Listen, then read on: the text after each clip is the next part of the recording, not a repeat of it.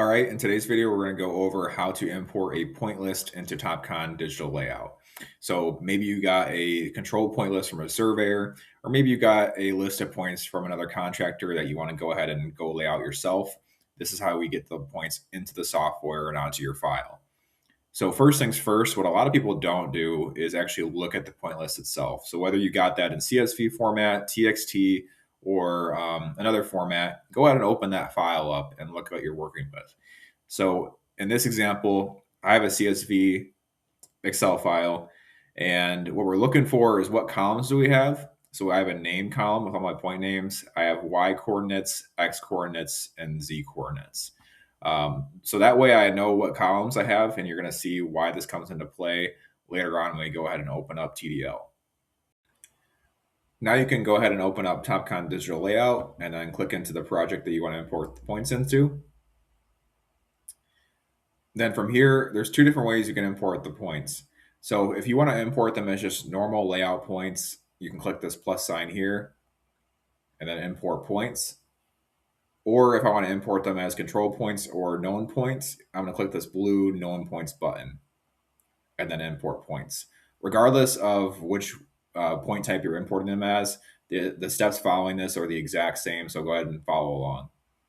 So I'm going to click import points and then go to where the points are stored onto your tablet. So I'm going to go here. So I have my control points CSV file that shows up right here.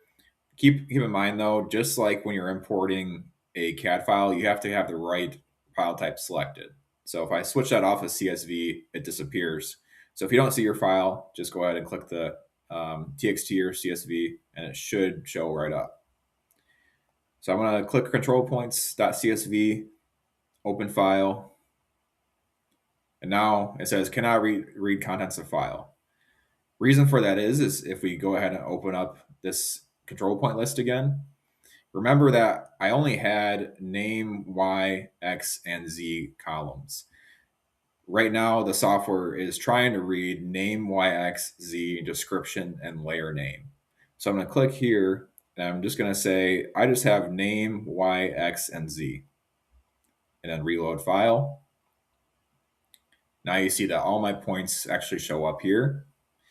You can unselect points if you don't want them for whatever reason. I'm just going to leave them all selected though. Another important thing to note is if your CSV file has headers, so I'm going to go ahead and open up my CSV again. So a header is the first row in the Excel sheet. If those contain like titles for each column, you're going to want to click this and turn it on. Otherwise, it's going to import, the header row, which we don't want. So I'm going to turn that on, reload file again, and now it has just the points that I want. Import points. Import succeeded. All my points show up in my known points list. Let's go check my drawing and just make sure they're in the right spot. And perfect. All my control points are in my drawing now. Now, let's say you import your points and for whatever reason, they're not lining up correctly with your file. There could be a couple of things causing that. Number one could be that maybe you have the X and Y coordinates flip-flopped. So I'll go back to our file. This one was nice because it has a header row that describes what each column represents. Some CSVs and TXTs just won't have a header row at all. So it could be possible that you just need to flip-flop your X and Y. So in that case, I would just go here. And instead of Y first, I would go X first and then reload the file and import it that way and see if it lines up. Number two could be that the control points are built on a completely different coordinate system. So sometimes we see that surveyors are working on a state plane coordinate system and your CAD file that you receive is on a local coordinate system. And then when you try to import the surveyor set control, it doesn't line up with the file that you were given because they're on completely different coordinate systems. In that case, you can either ask for a file that contains offset locations and directions, so you can manually put the control points in, or we've also seen that some surveyors will actually transform the coordinate list for you to match the file that you're working with. That's going to do it for this video. Thanks for tuning in. And as always, please leave any questions in the comments or feel free to give us a call at Site Precision. We're here to help you with all your BIM technology needs.